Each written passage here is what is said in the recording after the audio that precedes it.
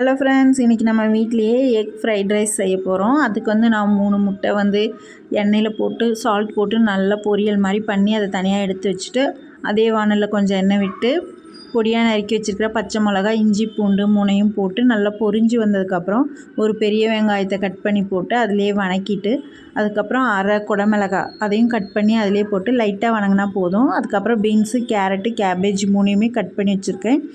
அதையும் போட்டு ஒரு பரட்டிட்டு தேவையான அளவு சால்ட் போட்டுட்டு டொமேட்டோ சாஸ், சில்லி சாஸ், அதுக்கப்புறம் ஒரு ஸ்பூன் சோயா சாஸ் ஊற்றிட்டு நான் ஆல்ரெடி சாப்பாடு வடித்து வச்சுருக்கேன். அதையும் போட்டு நல்லா கிளறி விட்டுறணும். அவ்வளோதான். இப்போ நம்ம ஆல்ரெடி பொரியல் பண்ணி வச்சுருக்கிற அந்த முட்டையை போட்டு தேவையான அளவுக்கு பெப்பர் நல்லா தூவி விட்டு கிளறிட்டோம்னா சூப்பராக இருக்கும். எக் ஃப்ரைட் ரைஸ் கடையை விட செம்ம டேஸ்ட்டாக இருக்கும். சாப்பிடுங்க சாப்பிட்டுக்கிட்டே இருங்கன்ற மாதிரி நல்லா உள்ளே போயிட்டே இருக்கும்.